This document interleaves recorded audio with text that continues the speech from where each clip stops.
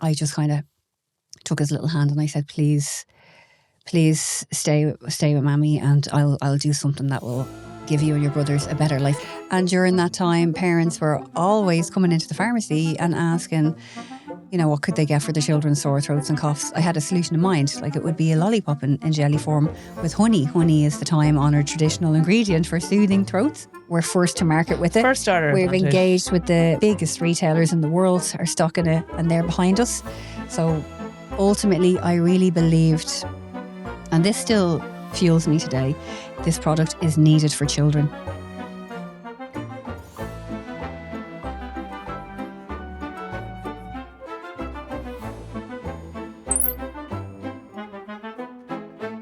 Sinead Crowther, it is an absolute pleasure to have you in the podcast studio today. Thank you very much, Laura Dowling. Hello. So Sinead and I, just as a little bit of background, I remember you messaging me out on Instagram. You're ready to launch your Tonstix, okay, which is your pop for sore throats and now for helping kids fly as well. Travel sickness too.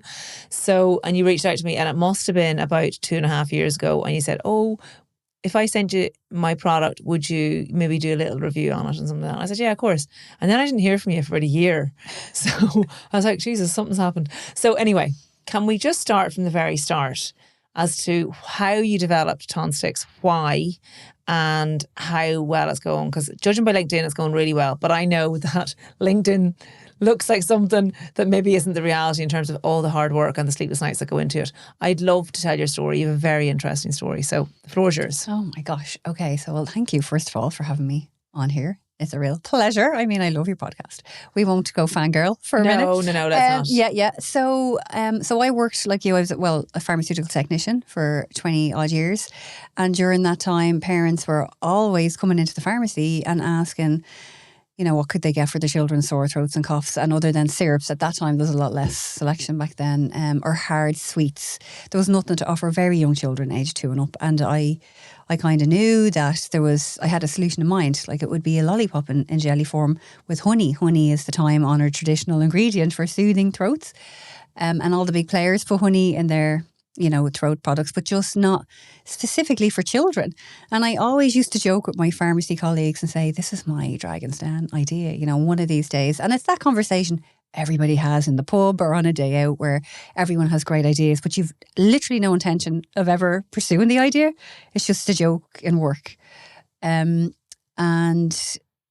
my personal circumstances where I was separated and I had 4 kids at this stage, and things were difficult financially. I was running into difficulty with the mortgage, and I was in arrears, and the bank were saying, you're going to have to surrender the keys. And it was really, really difficult time. And I was struggling with depression myself and anxiety because I'm on your own dealing with all this and just trying to put food on the table. It was hard, So I was having a lot of trouble getting a babysitter for my youngest son, who was 2 at the time, on Sundays. So I worked in a pharmacy that opened Sundays, and my contract was 3 Sundays and 4.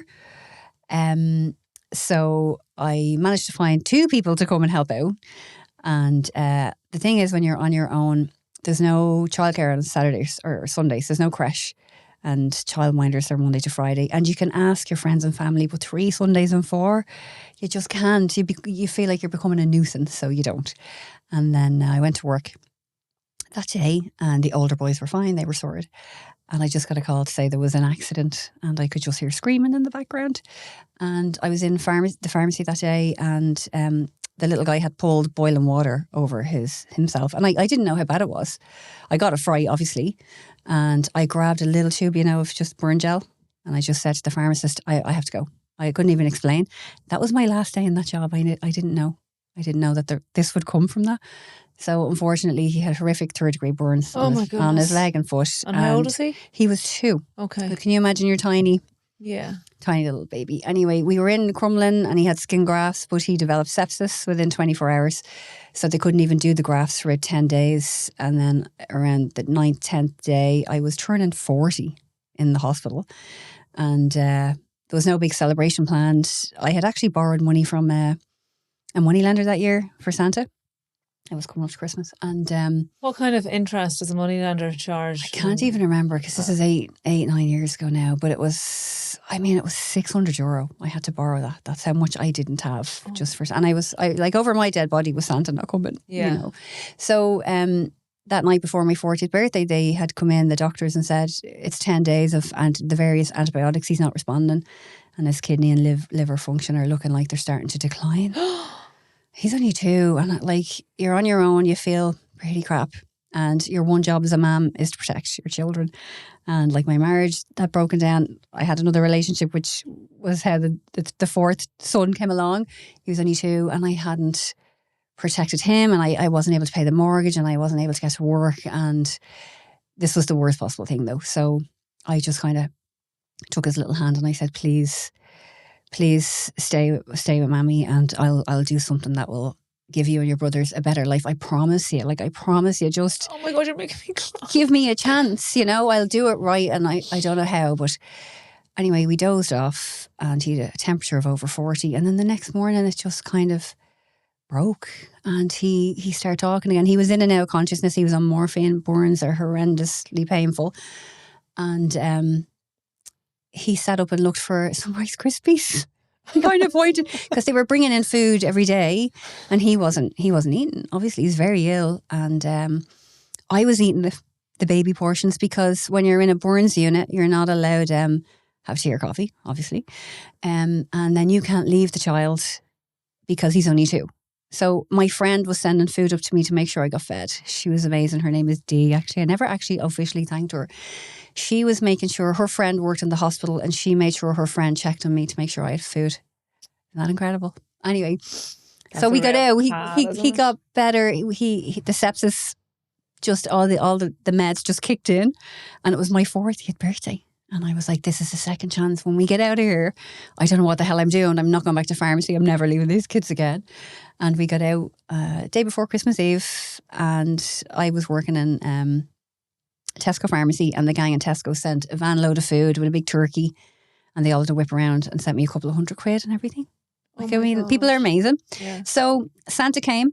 I had been ordering the Santa stuff online, and my friends were helping out, my family, and it all came together.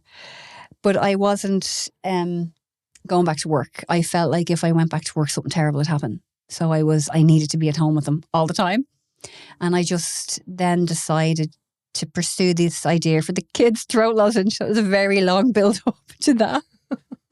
But this is how it came about. Could you have an easier fucking story? Like, I just went and did it, and here I am, and it was easy.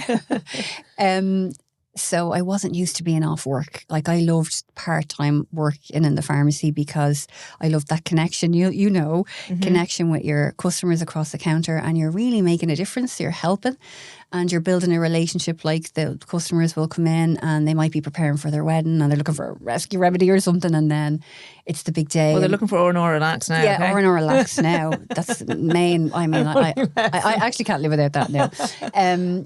And then they might come in, a while later, and they might be getting their folic acid, and then they might be, when you're on this whole journey, people don't realise that in pharmacy. You get really attached to your customers.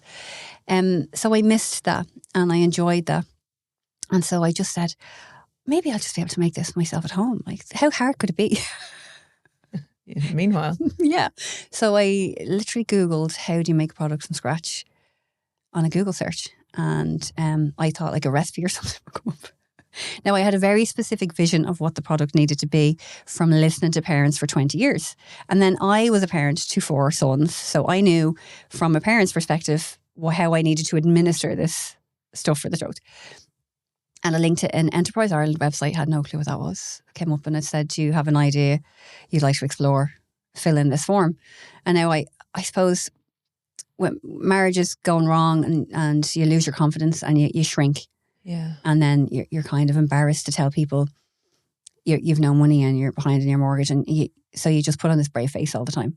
And people don't even know to help you, because it's like a shame. It's an embarrassment, and you don't talk about it. And how were you feeding your children and paying your mortgage at this time? So worked part-time. I took a job in Tesco on the checkout. Okay. And actually the guys and the girls at all the Tesco's were brilliant, and they actually really boosted my spirits, because it was just the crack. Okay. And it was completely different to pharmacy in that you have no responsibility other than checking people's shopping, which I Having found. fun with your colleagues. Yeah. Like we used to be doing dances in the aisles. Yeah, And, yeah, it was great. Well before TikTok. But then Tesco opened a pharmacy. And I transferred to the store and I got back into pharmacy. So I always loved it. So. Okay. I was just wondering the chronological order of this. Okay. But I always wanted to get back to pharmacy because I loved it. So that was the way back into pharmacy. So I anyway Googled and filled in the form. So what I was saying there was, I am smart, but with all this failure in my mind, I didn't believe I was smart anymore. And I didn't believe I was really good at anything. So I Googled this, the form came up, I filled it in, and then a couple of days later, Enterprise Ireland rang. Now, I didn't know the weight that carried at the time because I didn't know anything about it. And they said, your form is really interesting. We've been looking at children's throat remedies and you're right, there's nothing child specific. Would you come in and talk to us? We have a program you could go on to help you develop this idea. Wow. And you know that those forms, you know, some people spend hours and days and get lots of help with those forms. You just filled it in yourself. Yeah. Wow, that's brilliant. So I just filled it in. Like, I'm at home now all the time. And like I said, I am smart, and I would, for years I wouldn't acknowledge any pros about myself. Did you do well in school, Sinead? Were you? Well, here's the thing. Jesus, we're having a psychology session here, Laura. I was the youngest of 6 from Finglas. And if you were really smart, you didn't fit in. You had the notions about yourself, you know. So I always played it down. Okay. And my older siblings they love when I say this, they're a lot older than me. I'm the youngest. And they were like nearly married and moved out by the time I was in secondary school. Okay. You know, so none of them had done their leaving cert. It just wasn't done working class background. You just got to 16, 17 and left school. Okay. So I did my leaving cert, you know, and that was a big deal to me, but it was unusual. Was it a big deal to your parents at all? Or yeah, of course they were delighted. My mum was delighted. You know, they'd be bragging. Oh, she did her leaving cert, you know, with the Mrs. Brown. That's nice voice, you know. So all of those things. So I suppose, and in school then, career guidance was like pushing all the girls to admin. Even one of my friends was told to get a job in Tesco. And the boys were encouraged to do engineering. So I don't know whether it's just that working class thing where that's as good as you're going to get. Okay. No. So I did end up through school doing work experience. In a pharmacy. And you can knock the mic around all you want, Sinead. You don't even have to apologise. Grand. And that's how I got into pharmacy at 15 in transition year. It was by accident. Okay. And I loved it. So I suppose I took to pharmacy really well because the woman was a great mentor. And I'm smart. Great. You know? It's great to but hear you over say all that. these years, that's not something I would consciously acknowledge. Someone say you took to that like a duck to water. I was like, I don't know why that happened. Pennies, hun. I have no idea why, because, you know, you have a brain, just, you know. Yeah. So I'm sure a lot of women are like that. They don't acknowledge their skill set because it feels like arrogance or something when we should be okay to say or we're good at something. Notions about yourself. Notions, Absolutely. the No, cheek it's from so the notions. important. Yeah.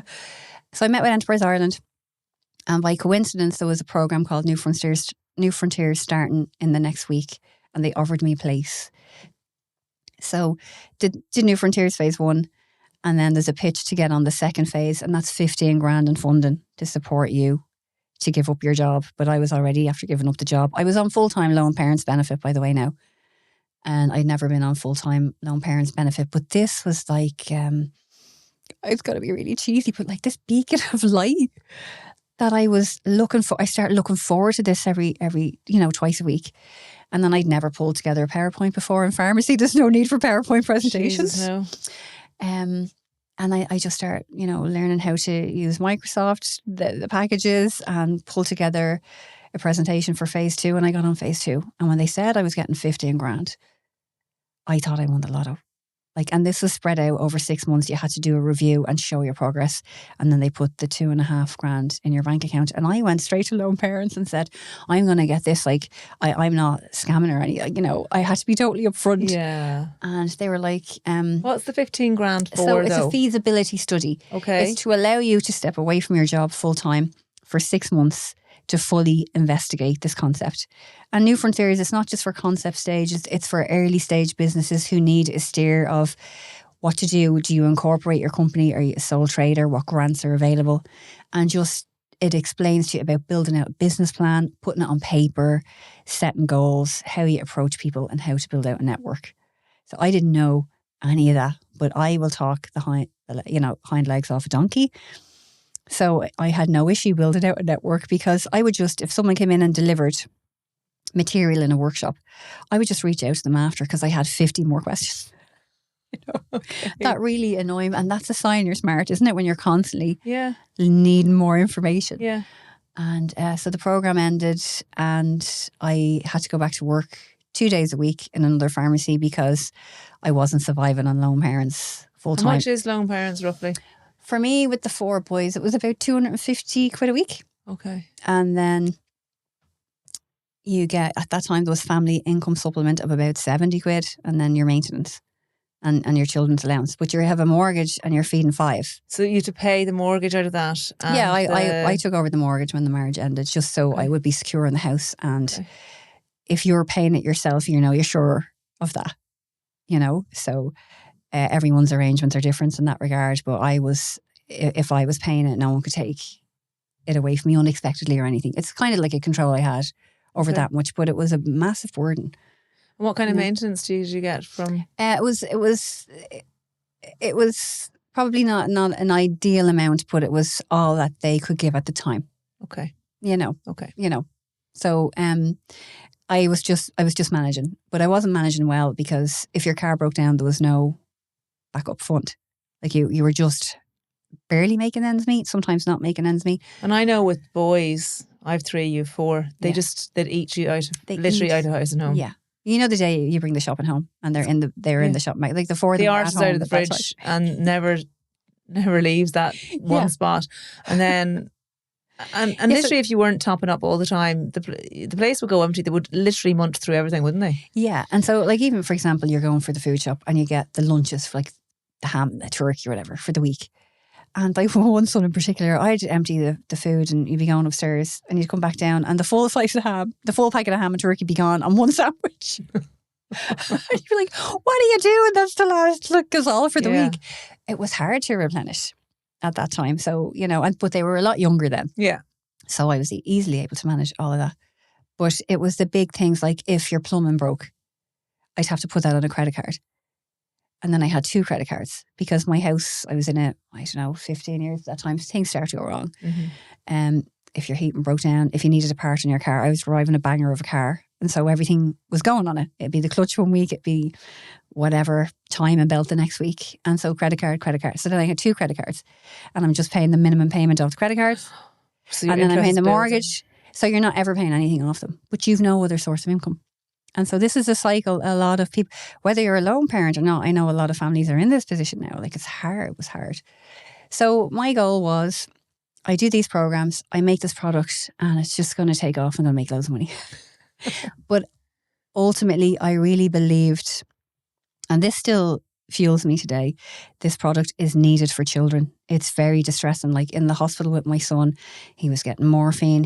When the dressing changes were happening, it's horrendous, the pain level. They were giving him midazolam. You'll know what that is. Mm-hmm. It's an anxiolytic. Yeah, just to kind of, so he wouldn't be aware of what was happening. Or, you know what I mean? That's the level of pain you're dealing with. But some of the medicines, so there's pain, there's stress and wound management, very painful, very distressing. The added stress was getting disgusting medicines syringed into his mouth. Mm-hmm. And I was thinking there has to be a better way to give children some soothing comfort. So when I founded the company, I called it Soothing Solutions. It's a solution for children that's going to soothe them. So not drugs right now, but I was starting with tackling their sore throats and coughs, because again, pharmacy hat on the ibuprofen and the paracetamol is essential for pain and temperature. But just like we'd suck like a whole soother or strepsils or something for that irritation on site, children don't have that. And the stuff that's available is either really high in sugar and hard, and you wouldn't give it to a 2 or 3 year old, or it's a syrup, and the syrups aren't really in contact with the throat for long enough to give that relief. So that was just my goal, was just to help parents solve this discomfort, because you know yourself when they're little and they're making that, they're grimacing, and they're swallowing, and you just want to take that pain away. Yeah. So I knew if I developed a child-friendly, even the shape and the style, the design on our products, Tonstix, if it's okay to say. Oh no, absolutely. Yeah. Chat away about it. So I want you to. Tonstix honey jelly pops for kids' sore throats and coughs. So it's kind of a complementary natural product to help soothe throat for children from 2 to 8, 9, 10. It's not a kind of, it is a complimentary It product, and it's a great product. And it's the stick design that's the patented thing, isn't it? So you have actually patented the stick design. So it's design registration and the formula is patent pending, but we just found out it's almost over the line. And it took 18 months to get the right amount of jelly and the right shape stick and the right size. And then we had a prototype. And all the while, I was finding my feet again. And my son was healing and everything was going back to normal. And the €2,500 I was getting on the Enterprise Ireland New Frontiers, I was investing that into research and trying to build an identity for the brand. So it's not the one. When you say 2,500, is that one of 2,500? It was part of the 15,000. So you got 2.5 a month for like the 6 months. Okay. And at the end of every month, you would do a review with them and they'd want to know your progress. And then they'd release the next 2.5. Okay. And then you do the next bit of progress. So the thing about Enterprise Ireland is they want to support you, but they have to see there's actual progress. Oh yeah, they can't be just throwing money at everyone. Yeah, you can't be going off on a holiday. Yeah, I know. But I have heard that the forms are tenacious to fill out, or they're annoying to fill out, and you have to be tenacious to do it. And then also, you can't spend money or do something and then retrospectively get it back. I have to go to them with the idea and then get the money for the idea to spend that money, rather than going, I had the idea, I spent the money 2 months ago, can I have that money? It's all, you need to work with them at every step of the way, isn't that right? And some people can find that really laborious, but when you have no money to spend like you didn't, that was your only solution. That's the only option if I wanted to get it done. When I got to the prototype stage, I got a priming grant from my local enterprise office because I kind of used up all the basic starter grants from Enterprise Ireland at that stage. But I was really in it deep now, and I really believed I was so close to bringing this to market. And through my network in pharmacy, again, didn't know networking was a skill I had. It's just I can just talk to anyone. I'm very comfortable, especially in pharmacy. You're talking to people all the time, so it's not something I had to force. I reached out to I worked in Beaumont Hospital for a year when I finished the pharmaceutical technician course. One of those old colleagues was now a head buyer for one of the big pharmacy distributors. And I remember reaching out to her and saying, would you just have a look at what I'm making? Oh, it's fab, isn't it? When you have that. And I've done that too. I've gone for lunch with people and they've totally changed my idea of what I was going to do. And it's so important, because just because you think you have something and you feel like you've it all sewn up, that's just your opinion. And you want this to appeal to a mass market. You know, the actual formulation is going to help, and the little delivery, the little stick person. Kids, as soon as they take it out of the wrapper, they immediately smile and they're already engaged. So that battle is removed from the parent. Looks a little stick man. Yeah. And then we don't add any type of sugar. It's just the naturally occurring sugars from the honey. So if they're not well and they haven't been eaten, the way they're lobbing around and they're a little bit hypo, the naturally occurring sugars in the honey I'm not saying they're going to be doing cartwheels, but it helps. Yeah. The way you're giving them 7-Up and fruit juice and stuff like that, but also soothes their throat. So I was reaching out to my pharmacy colleagues, and also when I was back working in the pharmacy, I was developing the formulation, and I kept bringing in different flavours for everyone to taste. And we gave it to over 100 children, all different flavours, to see what the favourite 2 flavours were, because children had to consume it. So I could give it to adults and they'd say, oh, I like this flavour or that flavour. But children and adults' taste buds are very different, and your taste buds change over time. Yeah. So it was important we got the kids' feedback. So any friend who had kids, they'd get some samples of jelly all the time. And my pharmacy colleagues really supported that as well. So I had the, I suppose, ideal opportunity to do real life research to develop, I guess, the most perfect product for this need. And I hope I've done that. That is unbelievable. Because that's kind of what I did with mine. And you just having that access, that face-to-face access with people, where you can ask them the questions and get the immediate feedback. Yeah. Companies pay hundreds of thousands for that kind of thing, and you had it on your doorstep. That's wonderful. But that's the thing about a lot of women, especially mothers, when you have, I don't care what profession, you could be a judge. And I think like you, I had the first 3 kids in just about 5.5 years. Oh yes, and your confidence takes a battering because your body's changed and your hormones are all over the place, and then you're pregnant again and you're doing it again, and then you might lose confidence when you go back to work for a little bit. You know, pharmacy was again second nature to me and I loved it. But in yourself, I don't know if it's affected you, but for me, in myself, my confidence would have been lower after each child, maybe, because you're losing yourself to motherhood. You might be sleeping, you're not thinking straight. So then to go into work and be researching this and have my colleagues' support, and not only that, extended network from older colleagues, was really rebuilding my self-esteem and my confidence. And I was really passionate about it again. For the first time in a long time, I was feeling passionate about something. Before I was just existing, you know? Yeah. And I wonder why no one came up with this idea already. That was a barrier. That was a barrier. So when I was on New Frontiers and you were giving your monthly review, some of the feedback would be, you know, if this was a runner, the big guns would have done this already. You know, your Glaxos, your Reckitt's, they would have produced this already. And I said, I can't answer for them. But I'm telling you, after 20 odd years, I started in pharmacy when I was 15. There was nothing specifically the equivalent of a lozenge for children. And 20 odd years later, there still isn't. I am going to do it. You know, if you support me, I'm going to be the one to do this. And they took the chance and I did. That's great. And you built your own factory and everything. Yeah. So when I got to the prototype stage, and 3 of the major pharmacy chains had kind of said they'd stock it, like Field of Dreams, if you build it, we will come. So I was thrilled. I call that faking it until you make it. But like I was, you know, if you think about it, it's very hard to get a finished product listed. Oh my goodness. But I was going to these buyers with a little tiny prototype and a drawn of the finished packaging and a retail price. And they said, as soon as that's ready, we'd put it on the shelves because that's needed. And you know what? Pharmacies love a little bit of newness. They really do. Yeah. Because they're dying just to kind of, it's all, you know, they're all compete with each other. They need to get new people in the doors. They do love a bit of new. Because, you know, where did pharma come from? It's innovation, isn't it? So It kind of makes sense. Yeah, and like it might be solving the same problem, but you're solving it in a new way. Yeah. That, like I said, takes the battle away from the parents trying to administer this stuff. So I tried to outsource the production because of the unique shape of the stick person.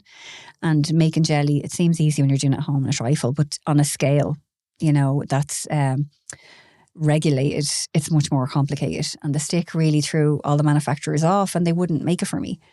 And then one manufacturer said if we gave them 70 grand, they'd make it, but without the stick. So that it was just a jelly. That's kind of not the brief. But then you just have to learn how to deal with all this stuff because they see it coming and they think you're an absolute dope, you know, and they might be charging someone experienced in this type of thing a lot less. But they think, look at this one's clueless. I'll wrap up the price. Experience of that. Yeah. Have you found that there's a lot of people that go, oh, sure, listen, here's just a little woman. This little cute ma'am. Yeah. Giving her a little idea, some thought here. At that stage, I realised outsourcing wasn't going to be the case. And I had met my now co-founder on New Frontiers program. She had a different business. And she was growing her business and we remained friends for about 3 years. And then when I kind of came to the conclusion, couldn't outsource the manufacturing, I had asked Denise if she was at a crossroads in her business, if she wanted to jump in and join me, because she's an engineering background and she was running the business. She had a marketing kind of qualification then. And she knew how to trade. Well, I hadn't traded yet. I was pre-revenue. This was concept development. I'd secured the listings. I'd also secured our distributor, PharmEd. At that time, they said they'd be delighted to distribute such an innovative product. And they offered their sales team as support. So I kind of had everything. The ducks were in the row. Just had to make the bloody thing. So Denise was really intrigued. She had 4 kids as well. She knew the problem. She'd kind of, because we were friends, she'd watched me building it out to that stage. So she kind of was familiar to a degree with it. And she said, yeah. So she came in then and we went about figuring out how to build the factory. So what did you do? Did you like draw on your kitchen table? So Denise joined in October 2019 and she was just getting up to speed and everything. There's a lot to take on. It's not just like learning the ropes. It's everything that I just described, trying to get her up to speed. But she's brilliant and she took to it like a duck to water as well. And then sure, lockdown happened. We got on another Enterprise Ireland programme called Foodworks. So our product is essentially a food. It's honey, it's in a jelly base and it had zinc and vitamin C. So it's not a pharma. So you're in this weird, I was putting it in pharmacies because that's where parents go when their children are sick. They go for advice because they don't want to cause their children harm, and they want that qualified healthcare professional to recommend the product. So I knew to build a brand that would be trusted, pharmacy staff should recommend it. So that's why that was my choice to put it in pharmacy. And I think, again, that has helped because people now buy it all the time based on the recommendation of the pharmacy staff. So thank you, pharmacy staff. If you could keep doing that, that'd be great. So we were just getting on the FoodWorks program, and what FoodWorks is, it's a combination of Board BIA, so that's market insights, Enterprise Ireland funding, so more funding. We got another grant. Geez, you're getting all the funding. All the funding. Good all the funding. one. So I started this in 2017, and we're now in January 2020. This is the fourth year in. And Teagasc helps with the production for food businesses in Ireland. Now, I had been on, I think, 4 Enterprise Ireland programmes at this stage. Are you not bloody exhausted with them, or were you loving them? I was loving them. So if you think you went to college and did all your years to get your degree in pharmacy, this was that. This is that for entrepreneurs. Okay. And it doesn't happen overnight. And if you've no business background, it takes years to acquire the knowledge. And then each stage, you need different knowledge. You know, you're doing your research for your formulation, that's one stage. Then you need to learn about marketing, branding, all that. That's another phase. Then manufacturing to scale is a whole different beast. So they have a program for everything. Yeah, they do. If you're in tech, they've tech programs, all different things, but the supports are there. So we went on this program. We're introduced to Teagasc. I was frustrated, I guess, after all these years. That's the first time I had heard that this was an option. Okay. So being in front of the right person to tell you these things is important. And Teagasc unlocked, I suppose, the door to the manufacturing piece. So they gave us a mentor who 30 years manufacturing history. He was able to put us in touch with the engineering companies who build machinery for confectioners and nutraceutical companies to make their pharmacy jellies and all that jazz, the multivitamin jellies. But we had to do this over Zoom in lockdown because no one was going anywhere. Yeah. So what I was doing was I had all the ingredients in my house and I was videoing myself making the batches with the little prototype sticks. And I would email that to them, and then Denise, the mentor from Teagasc, and the companies would have a Zoom, and then I would ship the ingredients to them, and they'd run it through their existing machines, and we would tweak and refine. They'd send us videos of the machines, and we did this for a year. And at the end of it, we had engineered custom built machines to make our pops. Can I ask you something? Because I remember before when we met and you were talking about the guy who eventually got the stick man done for you. He did you a massive favour, didn't he? He did, and he rang me on my way to just see how things are going. So in order to make this stick, it's a medical device company who make that because safety was paramount. I was never going to compromise on the safety of the child using the product. It's fully pliable medical grade plastic and it's recyclable. But the tooling for that was like 30K. And in order to make that stick to have that safety feature, I didn't have it. And I was talking to this man in this company down in Athlone for over a year. And I had got the formulation done and I had 3D printed the sticks. And I met him again. He was up in Dublin and he said, "Do you want to meet for progress report?" And I was saying to him, I'm nearly there.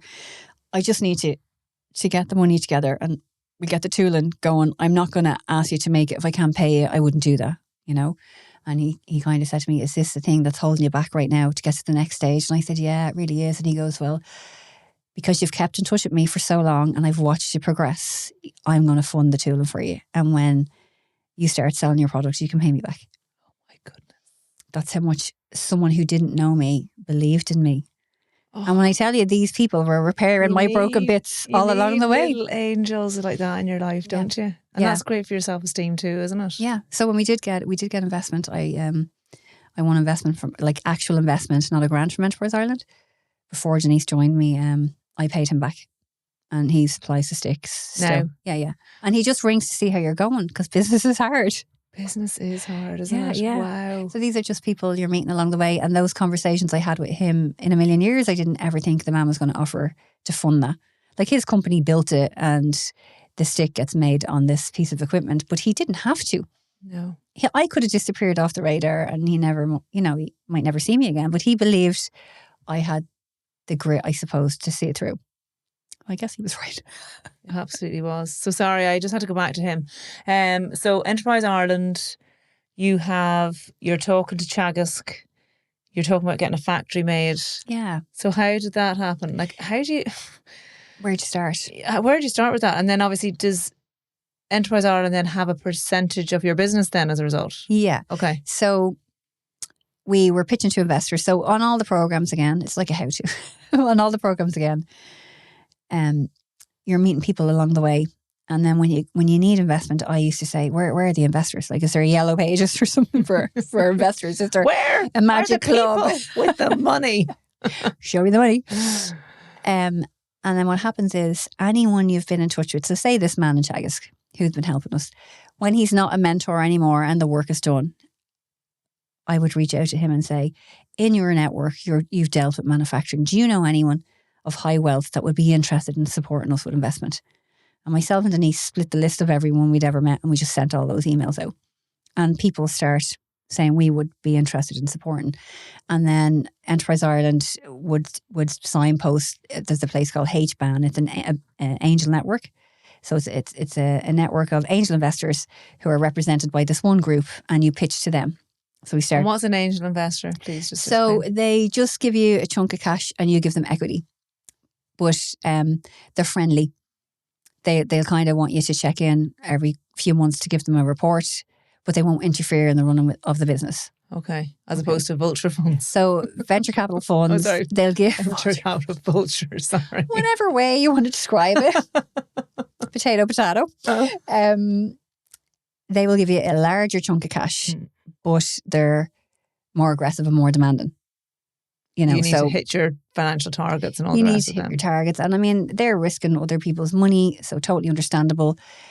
I would recommend you don't go down the VC route early on because it's a lot of work managing that.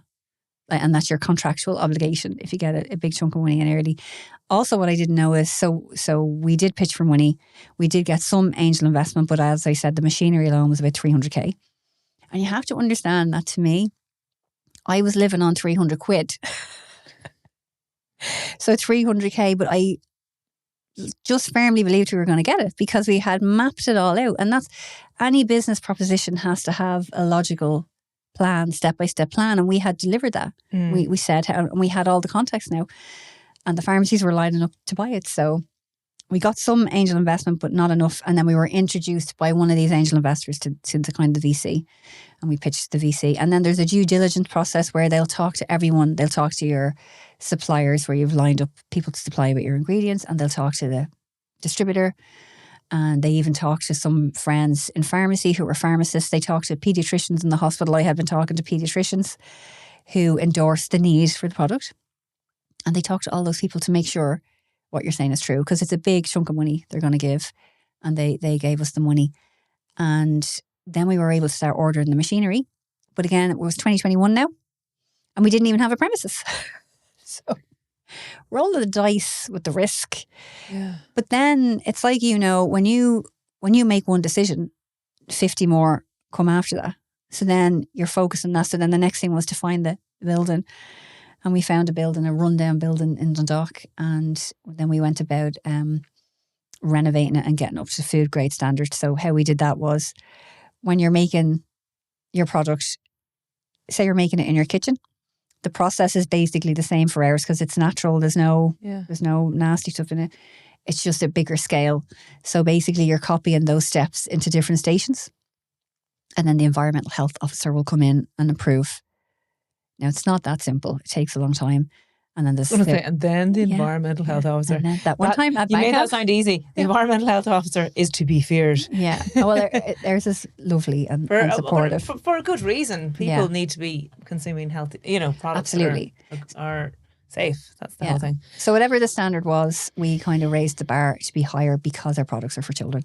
And that's the one thing that I will never compromise on. And Denise, having 4 kids as well, we need that standard to be super high because we wouldn't want to have children using the products that weren't safe or the standard was low because they're tiny and they deserve quality products, so that we'll always stand over the quality.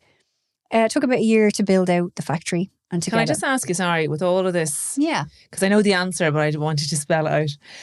When you were going asking for money Yes. and this kind of thing, did you ever get asked who was going to mind your children when you were doing all this work? Yeah. Go on, tell that story. We did. So before the VC came in with the funds, we had another investor who said we were looking for $500,000 at that stage. It's crazy. Like, it seemed like play money to me. I was having a laugh. Like, this is a great time in my life. Yeah, let's ask for $500,000. Sure, let's. Sure, what's the worst that can happen? And one investor came in and he said, this is really interesting, really innovative. I want to give you the whole lot. I don't want anyone else to have any piece of this pie. And when the world opened up for a couple of weeks in December in 2020, we met him in this swanky office up in Dublin. And he sat down, he had his associate, his advisor with him. And we were sitting there full pitch, and I'd perfected the pitch at this stage. And in the middle of it, he said, look, I just have to ask you. He said, you're saying that you're 8 children between you, but this is the condescending tone. This is a lot of work. Like, it's a lot of work ahead of you, and it's not easy. And what's your childcare plan? Who's minding your children when you're doing all this? And do men ever get asked that? No. Like, in that scenario, if it's 2 guys pitching, are they even asked? We mentioned we have children because it's relevant to our product and we know the problem. That's why we mentioned it in the pitch. It's not, look, we're 2 mammies, Yeah. It's not a good thing or a bad thing. It was just a fact. Yeah. We could relate to the problem. So therefore relate to this other mam who's the same problem. And we always, kick ourselves because we gave an answer. I was saying, well, we both have had jobs to date. Childcare is a challenge, but that doesn't mean it's going to stop us. Yeah. But you've ordered this machinery. You've paid a small deposit and the rest of it's coming, and you signed a contract, so you need the money as well. And then, at the end of the conversation, I just said to him, well, who has your children today? And he goes, oh, my wife. My wife looks after all that. And even just a dismissive, that's not my business. That's her department, And fair enough, that might be the case, but just don't bring that into a meeting like this. It's irrelevant, I feel. Yeah. And I just feel men don't encounter that bias. No, it's just something you have to push through. Yeah. And then about a week later, he kind of said he changed his mind. And he wasn't the right person for us. So I don't know what his reasons were, but we had secured the money from the VC then, and they came in. But what I didn't know is you have to form a board when you get venture capital funding, because they're managed by a regulator. I know this is really boring for your listeners, but I did not know then you have to nominate a chairperson.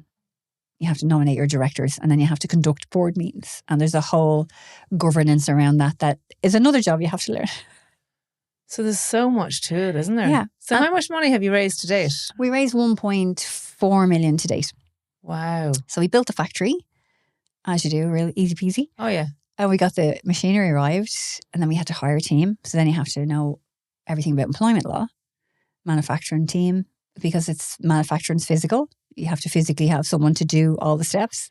We had to train them up with the steps and the processes we had worked out, and then get a really good production manager in, so we don't have to do that day to day.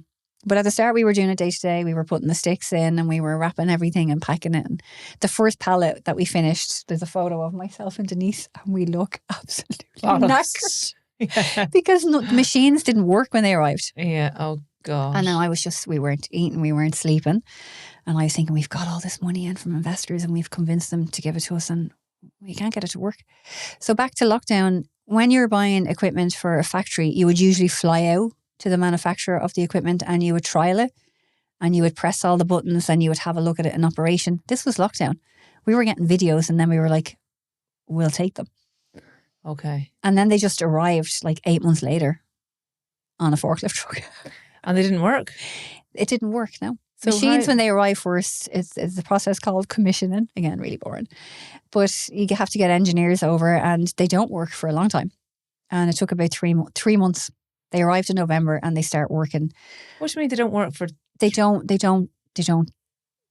deposit or do their job correctly. So if They a need to be machine, teed up, or okay. But it takes a long time. It's tedious and it's stressful. But we didn't know that. We just thought you plug it in and switch it on and off it goes. No one told you that. Not. God, it's all learning on the way. Isn't it? There is no handbook. There's no handbook, and it's crazy route, I suppose, building a factory and doing all that part. And would it have been easier for you to just contract that out? But no one would do it for us. Okay. Because of the shape of the stick, they would have to have invested in amending their machinery, and we were nobody, so they weren't going to do that. Okay. So the only choice was just to give up on the idea and go, sure, look, I tried. Or bloody build the factory. So it's literally like you've had roadblock after roadblock and you just keep... And so how many... So, I assume all the pharmacies in Ireland are stocking them now? Yeah, I mean, our goal was about 400 pharmacies by the end of our first year. And unfortunately, with the machinery not working for the first few months, we didn't launch till like May 2022. So we missed the cough and cold season. Bad time, yeah. Yeah, and so and the pharmacies took it in that year, but I don't think it really started selling until September, October. And then we saw like the little uplift. And then Professor Luke O'Neill gave us a shout out on the Late Late Show. That was great, wasn't it? He said it was an ideal solution for kids' sore throats, and it was going to go global. I think he said we're going to be the next Sudocrem. I was like, yay, we'll take that. Thank you, Professor. And then you gave us some lovely mentions too, because I That's because your product's great, though. Thank you. And then the next thing was we just needed something. We got lots of messages about travel sickness, and that was always on my list as well. And you phoned me up, I remember, and you were talking to me about it as well. Yeah. Your advice as, your herbalist and your background in that, you gave me a little advice and we formulated that, and now we have the travel puffs. They're ready to go this year. Have you started selling them yet? Yeah, well, they're on shelves. Okay. So there's ginger to help settle tummies and L-theanine, green tea extract, just naturally calms. And then we have a gorgeous little passport in this one and stickers. So if you were going on that flight and ear popping is an issue, the formulation melts in the mouth, so there's no choke hazard. And then you dress the stick up with the stickers, and they have their own little passport. It's really cute. Just occupies and it's them. the sucking of the... So that's why you breastfeed your baby when you're on a flight, or you get a baby to drink its bottle, because that sucking releases it, and it can help with the ear popping. Yeah. So are you in supermarkets then? Because technically it could be sold in supermarkets. Yes. So we're the first 2 years in pharmacy only, and we have secured listings with grocery retailers. So we got a small listing for the child and baby buy-in in Lidl, and then we are going into Tesco soon. Wow. And we have another retailer on board. But the travel thing is the next real big thing. WH Smith stocked us in the airports in Ireland, and we're moving into other European airports now. That is brilliant. And how are you in the UK yet in pharmacies? Boots UK. Okay. And Boots UK came to us and asked us could they stock our product. Like, okay, let me think about it. Yeah. So they had 600 stores in Boots UK. But that's all well and good, the mask, and can they stock it, right? Margins are a huge thing when it comes to, because it isn't just a case of, and even myself, I worked in pharmacy like yourself for 20 years. Yeah. And I had no clue about margin and what, say, wholesalers take and distributors take and, other retailers take as well. So it isn't just a case of you sell something for €6 and you're pocketing that less the cost of the product, less the cost of, manufacturing the product. There's a whole built-in margin. So there's all of those negotiations that isn't easy, sure it isn't? It's really hard. And again, that's more skills you have to learn, because I suppose the first commercial deal you do, you might be a bit green and it might be the best one. And it's a really tough learning curve, and I suppose you need to get someone who has a product and who is selling it, who can kind of give you a bit of advice on that. Because did you get that advice through Enterprise Ireland, and were you able to be tough then, or do you think, God, I should have held out a bit? Well, the thing about Enterprise Ireland are fantastic and they've great consultants, but some of the consultants haven't worked in the startup space, so the advice they give, it's good, but it's not always the right advice in that moment. The best person to get advice from is the person who's done it and who's 2 or 3 steps ahead. Okay. So we got support from 2 well-known brands. Their commercial sales team had calls with us and Zoom videos calls with us and gave us advice. And you have to learn that negotiation skills, and when that's their final answer and when there's room to push. And you have to learn what your bottom line number is as well. Because there's wiggle room, but there's a bottom line you can't go below. Oh, you're making a loss. The sooner you learn that number, the better. But sometimes that changes depending on the volume of the order and different things like that. But look, I didn't know any of this. I suppose this is what I'd love to share. Is you don't necessarily have to know it all when you start off. It is the journey that everyone talks about, and you learn and you absorb. And if you do make mistakes, some of them are painful, but you just have to learn from it, move on. And are you enjoying it, or are you like, sometimes you go, holy mother of God, will the to-do list ever end? Yeah. Because I'm like that a bit. It's like you tick something off, but then something else pops up. It is a bit of like the freight train. It's not just a train, it's a freight train now. It's well and truly left the station. Yeah. And an odd day when you're overwhelmed or tired, you know, when you have family stuff going on, you're going to say, can I just get off for a day or two? Yeah. And that's not to sound ungrateful. I'm extremely privileged I get to do this now, considering my starting point and my life 7-8 years ago to now. It's a privilege every day to do it, but it's a lot. And I kind of feel that my personal scenario was like a training ground for this, because you definitely need to have survivor instincts, I think, to start a business and to run a business. And it's a daily struggle, you know, to get the margins with the retailer, or your packaging might arrive and it's all wrong, or there's a mistake in the packaging, you have to send it back, and then you can't run your production like this constantly. You're constantly putting out the fires. And even like Amazon say you had to your box is big enough to get the higher postage charge or something. Therefore, you need to like and no one fucking tells you that until it's too late, and then you have to So it's all learning, and there's no playbook. But I suppose, are you now at the stage where you feel that you could help mentor people that are, you know, 3-4 years behind you? And are you doing that, or do you not have the time? Oh, no, I do. So I kind of earmarked maybe an hour on Saturday mornings. So Enterprise Ireland wheel me out. So I won what's called wheel you out. Oh yeah, like with a big bow on you. Yeah. I suppose I am proof that their process works. Their investment in the entrepreneur and their physical financial investment will get you from a concept to some level of success. So our products are in most pharmacies in Ireland. They're in Boots UK. They're in WH Smith. We're going into, Lidl. More retailers are signing up. We're going to be exporting across Europe. That's everything Enterprise what Ireland want to see. So they wheel me out. I won something called the HPSU High Potential Startup Founder of the Year in 2023. Again, amazing companies, medical companies, all tech companies. I was the first woman to win it, and I was the first non-tech company. I say myself and Denise combined, I just represented the company. And I was really proud of that. So as a result of being a Founder of the Year, they're wheeling me out at all their events. And I'm doing a lot of speaking, which I love. But I don't talk in jargon. I think it's important to simplify. You can spend a lot of time making things sound really complicated, but it boils down to like common sense. Yeah. So they're wheeling me out. And as a result of that, I get a lot of messages on LinkedIn. And then I do give people, and it will be an hour on Saturday morning before football. And I will give them that time. Okay. And I try and do that as much as I can. Because I got that support. Yeah. So you have to give it back. Yeah, you do, definitely. Yeah, and it is this whole thing about networking as well, isn't it? And giving back what was given to you, but maybe in different ways. And, you know,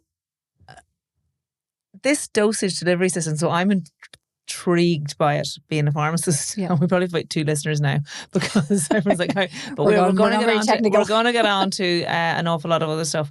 But, you know, you could technically put paracetamol or ibuprofen into your Tonstix concept, your honey jelly. Mm-hmm. And apart from the fact that making sure that the child eats it all, because you know it's got the full dose. So is that something that you could sell your company for millions? I don't know. Like, is that something that is in your mind? Yeah. So that was probably one of the reasons why Enterprise Ireland got interested at the start. So on that form I filled in back years ago, I said I wanted to revolutionise how children receive their medication. So the test would be the retail product for the sore throat, and then like the travel thing for addressing summer issues, travelling and things like that. What that would achieve, and I didn't know these words when I started, that would achieve market fit, that would prove the concept, that would mean people accept market acceptance of this jelly on the stick, and the children, most importantly, would receive it like that. And then the next step would be clinical applications. So phase 2 would be, we've got a lot of messages from parents of children with autism who have severe food aversions. And we got an email recently, and this mother said her son only eats 5 foods and now he has Tonstix. Can we put any other vitamins in it? Because he's deficient in iron, he's deficient in all these things because he doesn't eat. She felt it's because he's not touching the jelly. The stick was the barrier. So he introduced it to his mouth and then he liked it.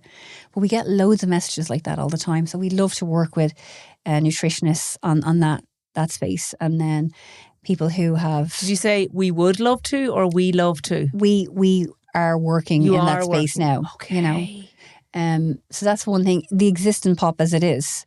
Another bit of feedback, and this is a surprise. We didn't expect this when we launched it. People who are receiving chemotherapy, you know, the inside of their mouths can become quite raw, and adults are buying it because, and again, I'm not making medical claims here, or I'm not trying to sell to very vulnerable people. Yes, and we know that. Yeah, but they just said using the pop just gave them the relief while they used it, and that's what gets me out of bed in the morning. Yeah. So they're just kind of clinical applications potentially. As it is now. But my goal was always a pharma exit. So can we put paracetamol in it? Can we put ibuprofen? Can we put the horrible flucloxacillin or something in it? Oh my goodness. The whole thing would be you need to disguise the taste, the flavour of those medications, get it in the pop. And we were approached by a pharmaceutical company in the last 2 weeks.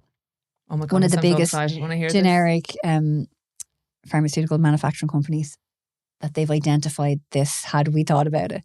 So now we're like, duh. So now obviously there's a lot of legal contracts have to go back and forth and that just to even explore, are we going to partner with them to see can we do this? But that was my dream. That's unreal. You just need to mask that bitter paracetamol taste and you are away in a hack. Yeah, but I mean if you can, there's so much you can do. If you had a pharmaceutical giant to support that, anything's possible. If you can build a factory in lockdown when you have no money, I can get paracetamol in this delivery system without the horrible flavour.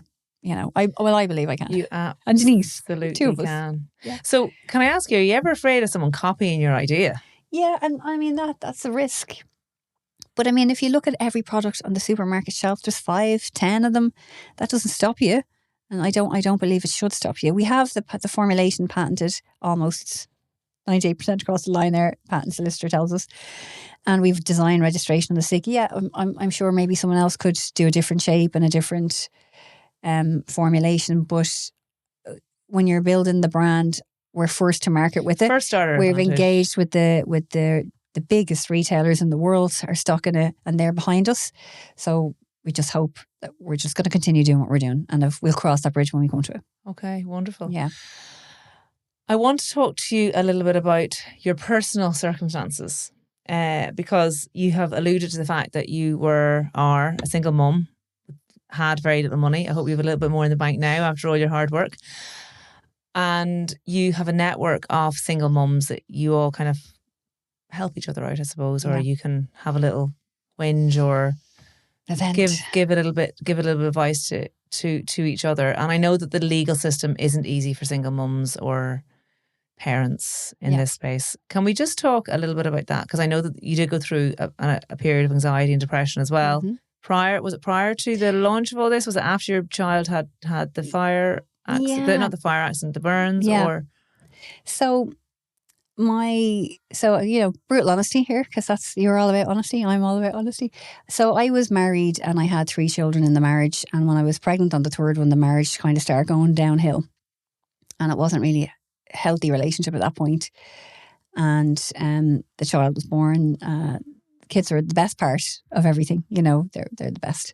And 3 boys at that stage. And he couldn't afford to move out of the house because rent then, you know, and a lot of people are in this situation still. So he stayed in the house for 2 years, and then after 2 years it just wasn't possible to continue, and it has a huge impact on your mental health. You know, because you're basically trying to be parents, but you're living separate lives. And if it's not amicable and you're not getting on well, it's a massive negative impact on your mental health. So he moved out, and then, I just had to take over the mortgage and all of those things. And it was fine because I suppose I was prepared to go out and work. I wasn't expecting anyone to pay any of my bills or anything. The responsibility of it all, I felt like my children deserved more than I could give them, you know. And then I had a second relationship a couple of years later, now not straight away, but 2 or 3 years later, I met someone at work, had another relationship with him, was in that relationship for 5 years, and we had a child. And then that relationship broke down fairly quickly when the baby was born, and I was on my own again. And I actually felt really, so when my marriage was breaking down, I suppose I was suffering from depression, and the baby was born, and it's not where you expect to be having your third child. Your marriage is breaking down, you know, and then you're in financial trouble and all of those things. But the second time around, it affected me worse because I felt like I chose it and I should have known better and all those things. Just, again, I suppose it boils down to that self-esteem piece we talked about, where I didn't identify a partner who was right for me. Let's put it that way. And unless you identify your own worth, you're never going to attract that person. And fell into the same kind of cycle again. And you do have to come up with separation agreement plans and access for your children. And they can, at times, you don't agree. That's why you're not together. Mm-hmm. You have polar opposite views on what that should be. And the primary parent is usually the mother. You know, you want to be with your children. And I have met a lot of friends now who are lone parents, and you don't talk about it a lot because it's unsavory and people can't relate to what you're saying. So what you get a lot as a lone parent is, but they should just do this, but he should just come and do that. And also I'm going to talk about women and when the men leave, because that's just, I know it's the reverse as well. Okay, so and we know that there are single dads out there too, but the majority of people that you meet, and your situation has been, you're a woman and this is you, so you're talking about women, so that's fine. So we clear that up. Just clear that up. So I'm not going to talk directly about my experiences, but collectively I'll talk about what the system is like for lone parents when you're going through that breakup, separation. Sometimes there can be domestic abuse behind it, and you're seeking help. The women are seeking help, and you have to go through a court process. The other party mightn't show up. You know, so you've put all your hopes on these issues being resolved, and you're going to go to the judge and your barrister, who you get legal aid for, but the legal aid only covers 2 appearances a year for the barrister. But let's say the other party doesn't arrive to court and they keep sending out summonses, you have to keep showing up. And most of the women I've met don't have the confidence to speak up for themselves in court. And the fee could be anywhere between €400 to €800 for a barrister to represent you in court. And if you can't have that money, you can't pursue this person and apply for the protections. Safety orders, again, you can go and you can show up on your own if a safety order was required, if there was abuses, physical or coercive control is a big one. But nobody really knows how to enforce the order. So remove safety order and coercive control off the table for a minute, because that's a separate issue, very serious one. But just regular access and maintenance. So the lone parent, the separated mother, would go to court and the other party shows up, and you have to have all your paperwork, a list of all your outgoings. Say you're applying for maintenance payment. You have to prove what you pay out and what you earn. It's an income of your means test. The judge will assess that, and then the other party has to do the same. But 9 times out of 10, they don't fill in the paperwork. So they could just show up to court with a scrap of paper, and then they can say, "Oh, my rent's £1,000 a month, so I only have 20 quid to give," you know. And instead of adjourning the case in a lot of times until the correct paperwork is provided, because you're all there, the judge might say, "Oh, we'll just rule on it. Just take his word for it," you know. And then you or the person or the mother has to settle for this tiny payment. And your options are keep going back to court and keep being in this cycle. And it's very traumatizing, that it's very nerve-wracking. Court isn't a natural environment for most people I know. And so it's a very intimidating scenario to be in. And if you do have a barrister, legal aid will have the barrister show up on the morning. So you've never met the barrister. And in a half an hour, you're trying to convey all of your issues before they go in to represent you. And then when they talk, you're not allowed to speak. So if they get something wrong and you're trying to pipe up, you know, the judge will be like, "Be quiet." And it's very frustrating. Pardon? Why aren't you allowed to speak? Because only the barrister's allowed to speak, and you're not allowed to speak in court unless you're addressed by the judge. You know, so it's very frustrating. let's just say these mothers have pinned all their hopes on this hearing and you're not getting a fair say because the barrister, due to the nature of legal aid, only shows up about half an hour before you go in, you know. So that's one thing that's very frustrating. So sometimes you don't feel like you've been represented well because you've no money to fund a private solicitor. And the court process, this is the crazy thing that I struggled with, and I know a lot of other mothers struggled with. You go to the court and the orders are placed for maintenance or access. The dad will come Tuesday, Thursday, Saturday. If the dad, and I'm not saying this happened to me, but it happens a lot. If the dad doesn't show up, let's just say you're going to go into work on Saturdays because dad has kids Saturdays, and he doesn't show up and you can't go to work and you're losing your income. It's very hard at the last minute if you've a load of kids to say, can you jump in here? I'm late for work. Yeah. You know, you're constantly losing your income.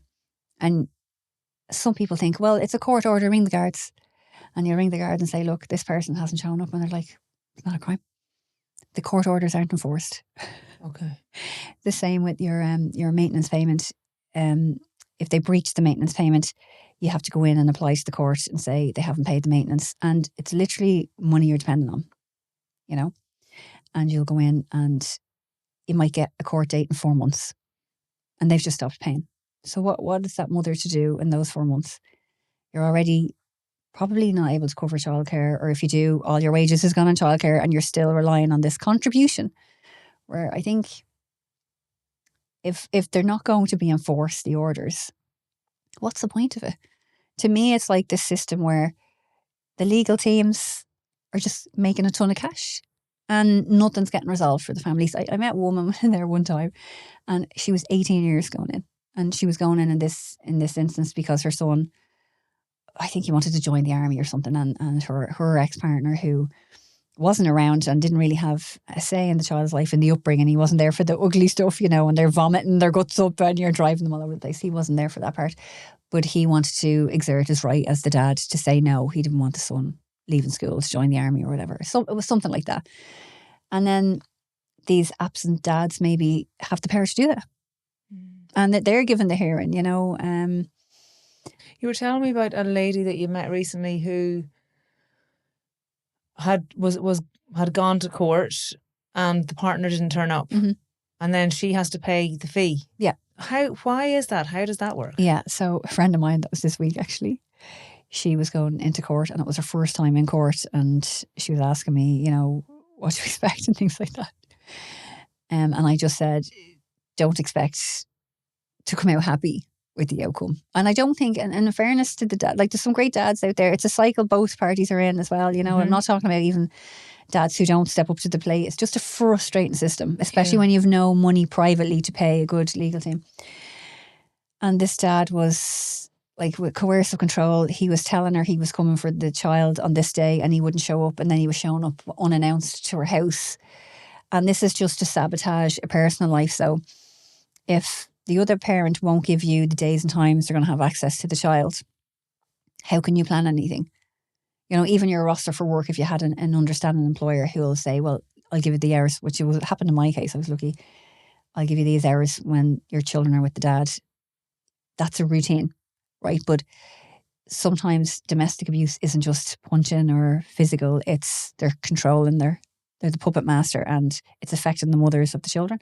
So he wasn't showing up, and then he was showing up unannounced, and then he was collecting her child from school when the child was meant to be at the minder, and then the minder was ringing her saying, your child is missing, what am I going to do? In that case, the minder gets so stressed out with the situation, she won't mind the child anymore, so then that mother can't work because her minder's gone.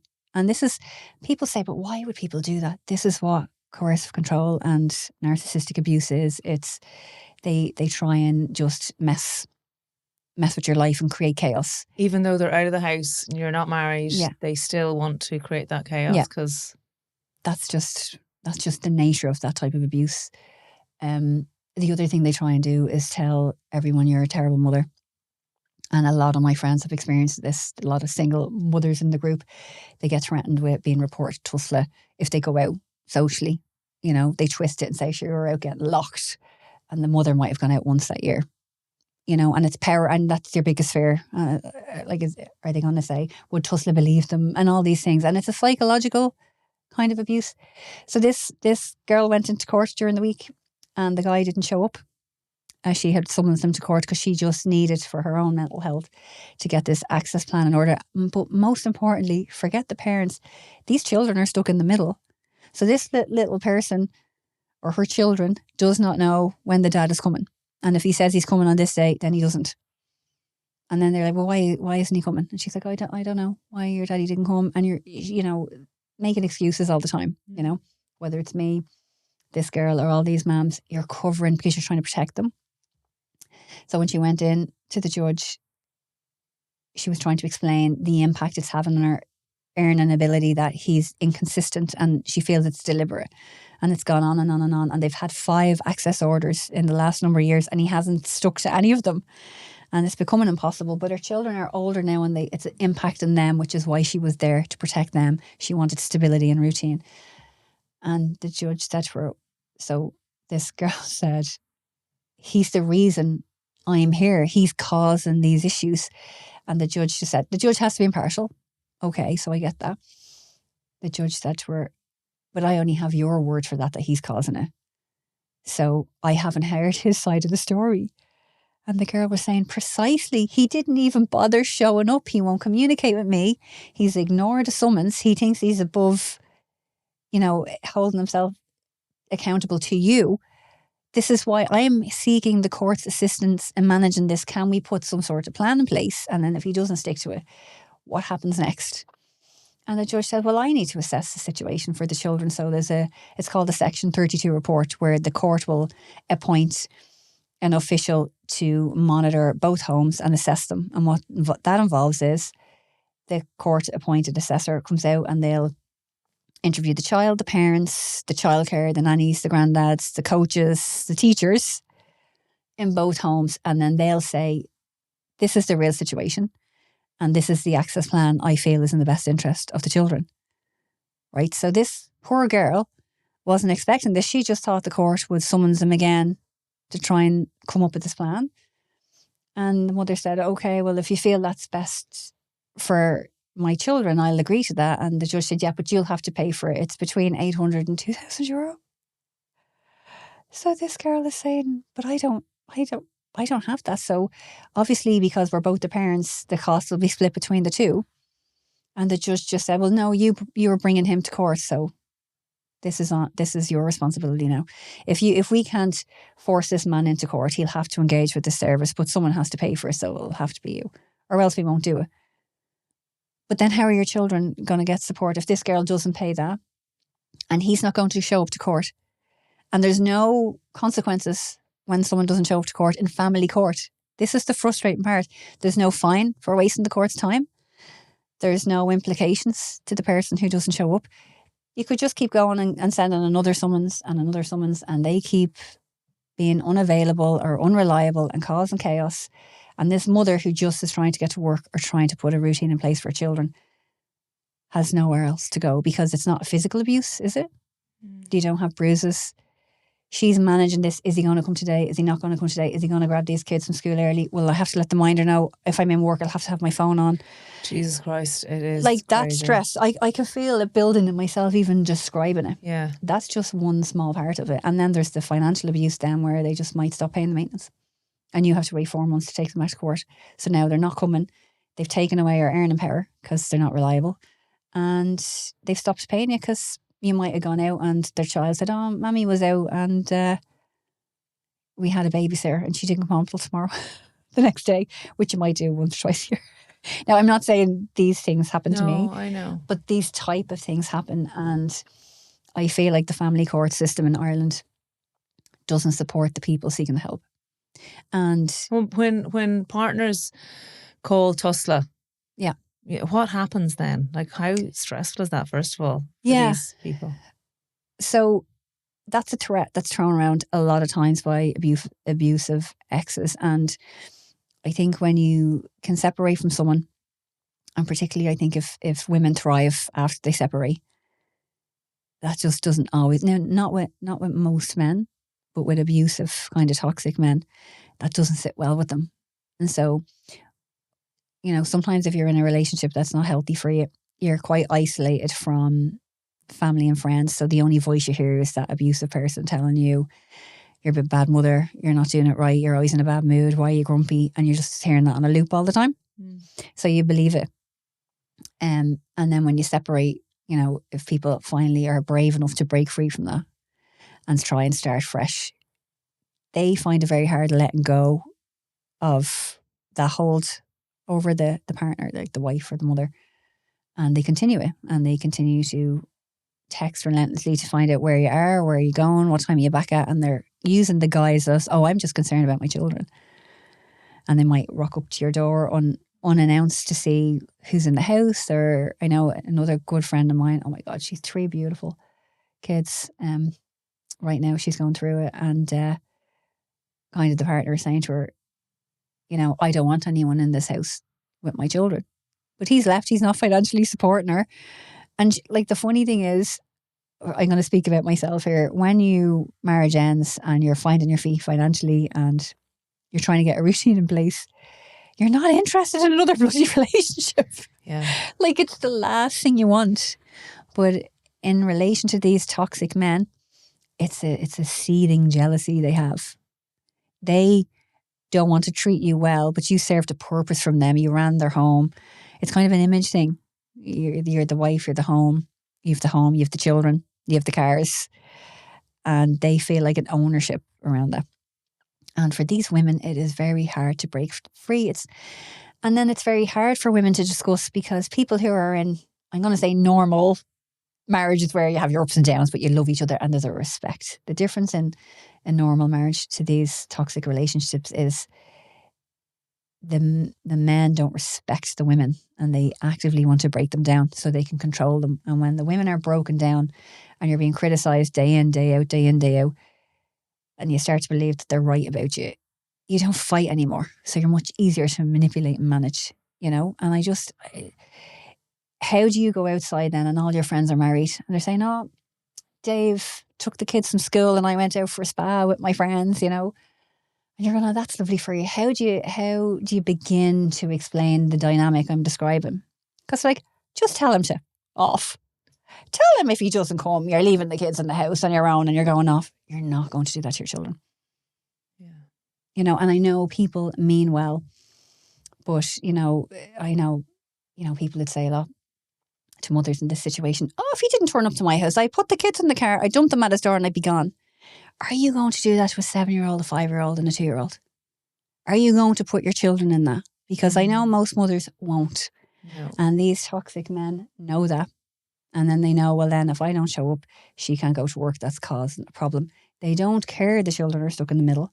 And you're forced into court to try and, you know, put something in place to protect these children. And there's so many people. And the reason I have so many friends, because you kind of, it's like a secret club. You know, you can't really discuss these things with people who are happily married, because although they give you a great sympathetic ear, they can't begin to understand it. Okay. You know, so, but I think the main problem is the court system is broken. It's so hard. Like getting funding and grants and building a factory is stressful and all of that stuff. But, and again, these things I'm talking about aren't necessarily relating to me and my experience. My kids have a routine and they go and see their dad. And, you know, at times it's hairy because we're not together and we have different views and different parenting styles. But this toxic, dark thing I'm talking about, it's very difficult to walk into a room to a judge and you have 5 minutes. How do you explain the impact that's having on you? And so these single mom friends, when I was on my own first, I actually put up on a community page that I was forming a group if anyone wanted to join it, back when I had time. Yeah. So many women turned up at my house for coffee and scones. And every single one more or less said the same thing. One or two, their exes just didn't care and just stopped coming to see the kids.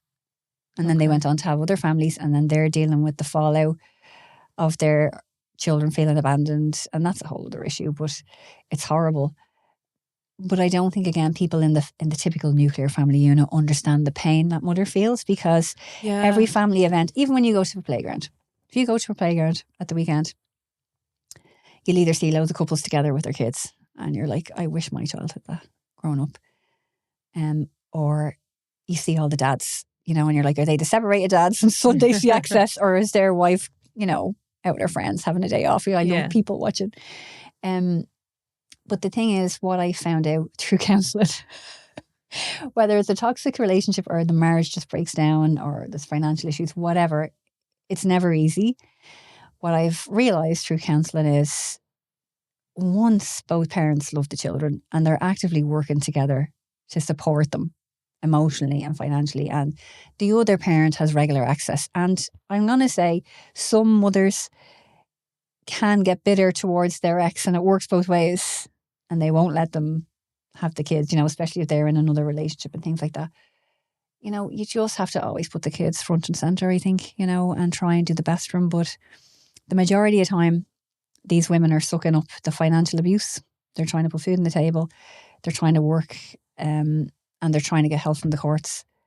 And I know I'm going to just repeat it again, which used to blow my mind at the start. And these women who I formed this group with, court orders in domestic court, other than safety orders now, because that's a different issue, they're not enforced. So it's just a big game. You just go to court and the access order's put in place, and then the dad will say, I'm going to come Saturday and Sunday, and he doesn't come. And then you go back to court again and you say, oh, he doesn't come Saturday and Sundays. And you think, oh, the judge is going to sort. There's going to be some repercussions here now. The judge goes, okay, well, sure, we'll give him. We'll try Tuesday and Thursday. Okay, so it's never resolved. That's never resolved. And if you did, like I said, go to the guards. Say your child was due back at a certain time, and they're not, and you could be worried. Again, this is something that the toxic. I'm just referring to it as the toxic kind of dad would do. Deliberately come back hours late, and you're frantic with worry, and they won't answer their phone. And you're like, are they okay? Are they in a crash? Is he bringing it back? Is he bringing the kids back? Has he changed it now? Because I am doing this and I need the kids to come with me. And it's just layers and layers of anxiety. And you'll go to the guards. I have a court order here for the access. And he was due back with them at 7. And it's a school day tomorrow. And I don't know where they are. And it's 9 o'clock now. I don't know if they've been in a crash. You know, it's really traumatic. And it's all the time.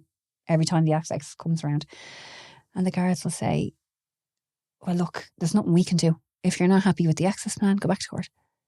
But in that moment, just let's say your children might be in danger. You don't know if they are or not. No one helps. And you might ring a friend for support, freaking out, and they'll go, sure, look, he always brings them back, relax.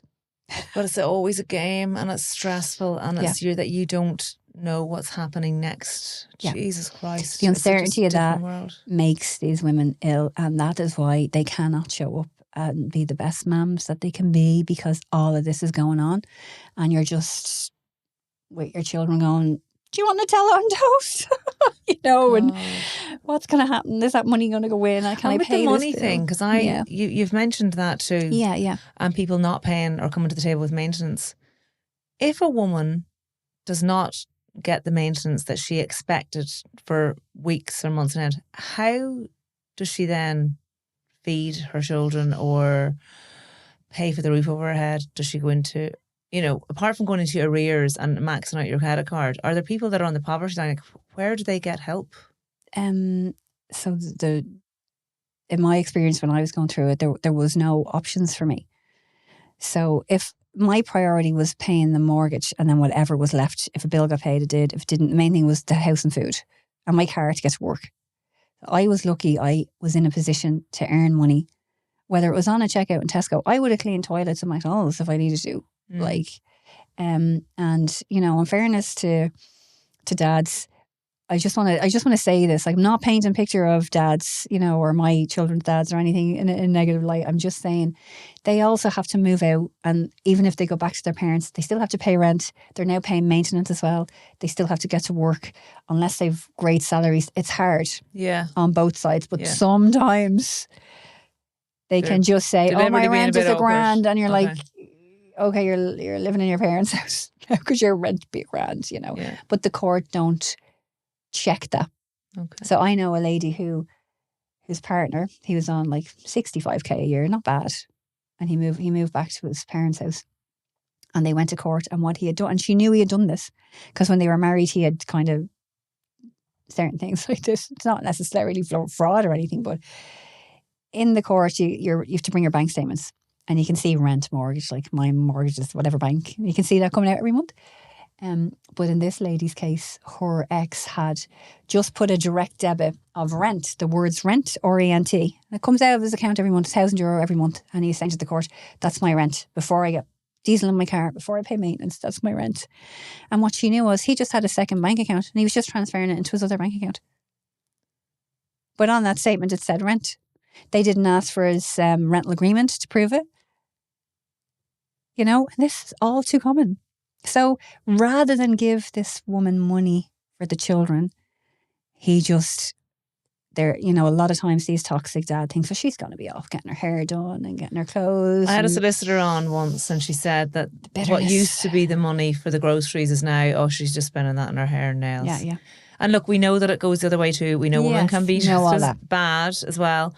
But I don't understand the psychology of someone knowing that the mother of their children is struggling to put food on the table and allowing that to happen. Like, how? They don't see the children are pawns. So these people I'm describing, these toxic dads, aren't good people. Okay. And again, I'm not saying this about my... I know you've said that several times. Yeah. But the people who are in these relationships with these toxic men, they don't see the children. It's like an obsession with the partner and how dare you thrive without them. And you're going to pay now. And how I'm going to make you pay is I'm going to create chaos in your life so you can't have the stability you want.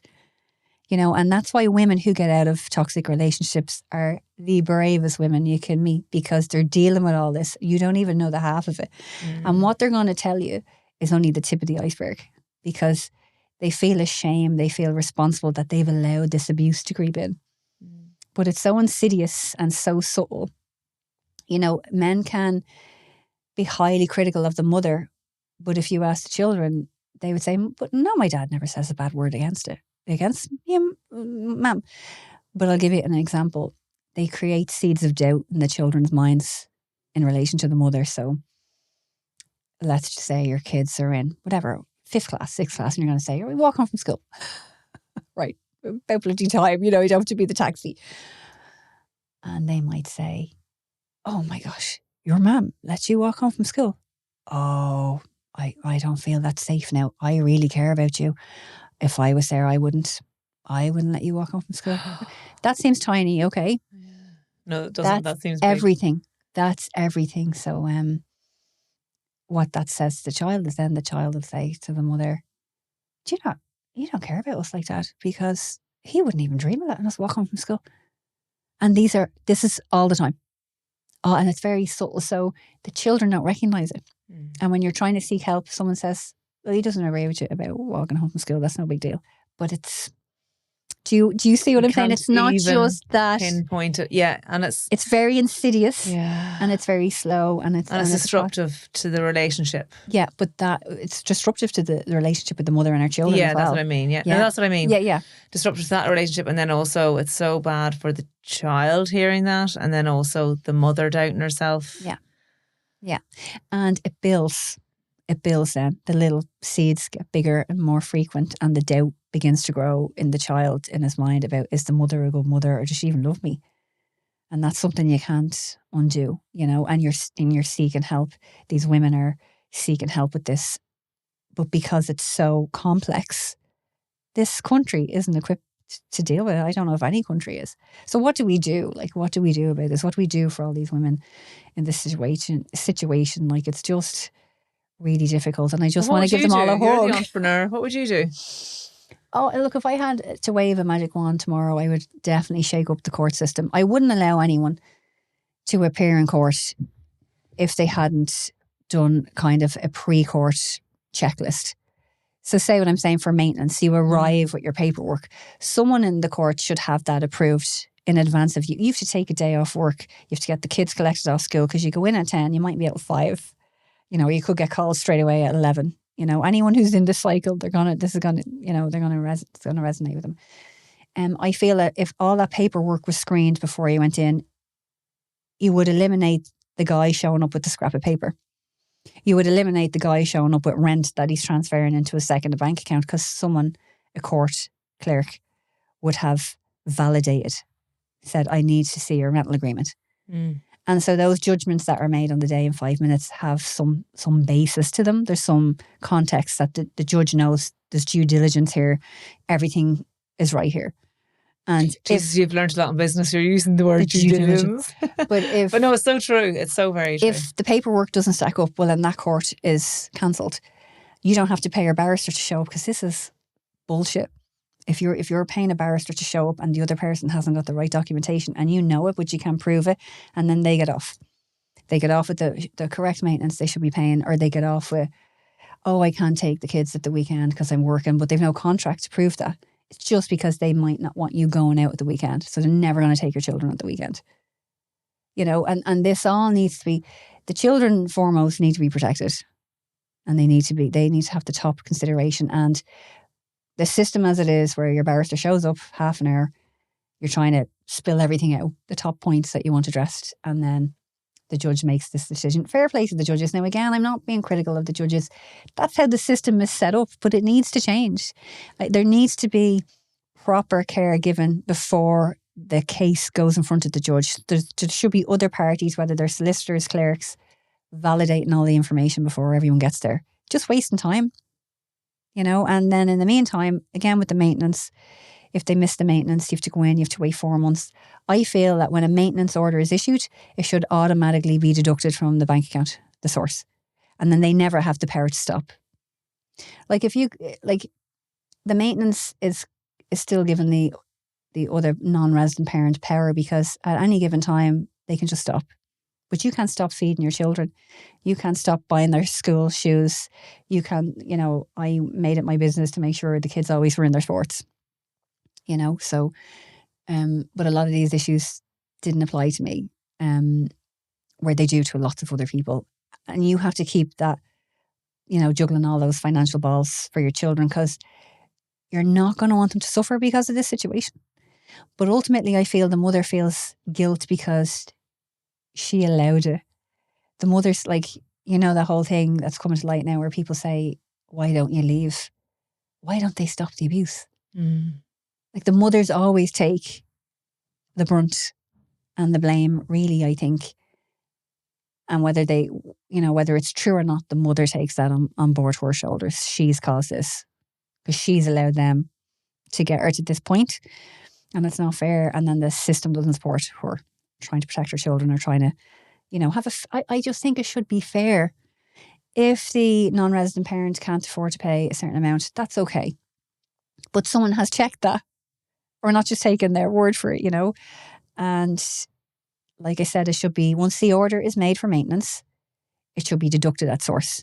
So it takes, it's just there in the mother's bank account. Or likewise, if the mother is the absent parent, it's deducted from her wages.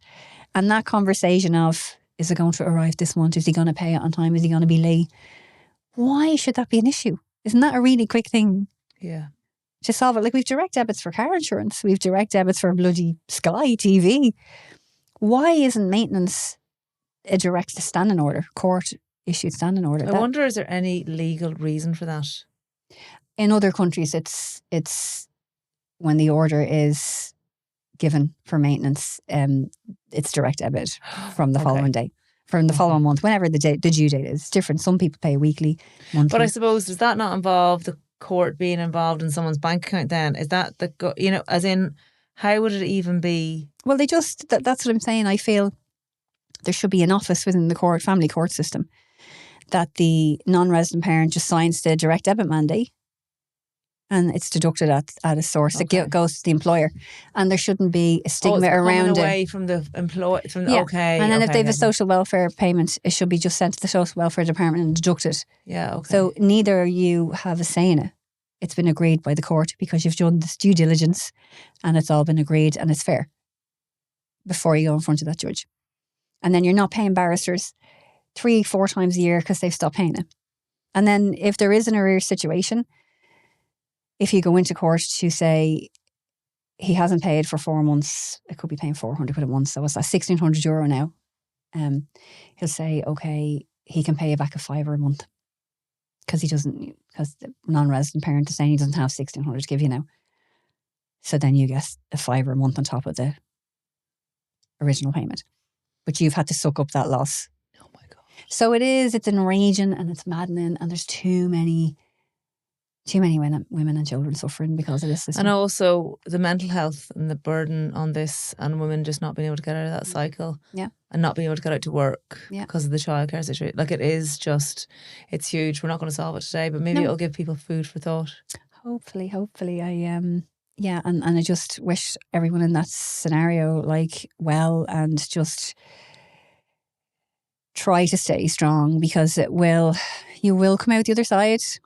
You know, your children, they grow up fast, but unfortunately when you're in the middle of that, you miss out probably a lot of the joy because you're worried all the time about these financial matters, you know. Yeah. And it's not fair, you know, it's not fair. It's bloody hard enough for women without having to deal with that on top of it. We all just try to be the best mothers we can. And if you know anyone who is a single mother, in odd time, just drop around for her with a basket of brownies and a cup of coffee and show your support. You know, there's nothing you can do, but just maybe comments like, "Oh, just drop the kids up to him and leave them." Just That's not helpful. No. Yeah, it's not. She's not going to do that to her children. And if they were, I think the worst part in hearing that is, would you do it if it was yours? No, of course. Of course you wouldn't. You know, it's not that easy. Easier said than done. Yeah. Sinead, what advice would you give young people today? What advice would I give young people? I think that they should be very willing to adapt to circumstances. Adaptable, be flexible in their thinking. Don't have kind of a rigid mindset. You know, when you're young and you're like, but it should be this, and it's not. And I'm really upset about this. The quicker I think you can adapt to things not going well, the more you're going to thrive in life. Like, you can be sad about, you know, if you didn't get the job you were hoping to get, or if you didn't get the results you wanted in college or in your leaving cert. Of course, process it and be sad about it, but don't ruminate on it. Don't just focus on, that didn't work out for me. Just say, okay, that happened. So what's plan B? You know, just be really able to roll with the punches, I guess. Okay. And what's the meaning of life? Oh God, for me, that's a really obvious one. It's connection with the people you care about and finding that joy. No matter how mundane, like, your bus arrives on time, happy days. You know, the heavens open when you get into the office, not on the walk to the office. You know, I'm not talking about big things, just finding joy with the people you care about. That's the meaning of life for me. Sinead, I am absolutely convinced you are going to skyrocket with this company of yours, and we are going to see your name in lights, or we'll see a lovely little article in the newspaper saying soothing solutions sold to X company for X millions, and you're going to be just... Well, you're a very happy person now, and you're a very positive person now, but I just wish you all the success in the world. I've been watching you since you started, and it's just, you've gone from strength to strength. It's wonderful. You're an absolute credit to yourself, to your family. And then obviously I'd say Enterprise Ireland, not surprised, they're rolling you out all the time because you're dead. And you speak so well. And like you say, you speak in basic terms. There's no terminology. I did not hear EBITDA once in this conversation. And I was delighted because I still don't know the meaning of it. Sinead, thanks for coming on. It's been a pleasure. Thanks so much, Laura, for having me.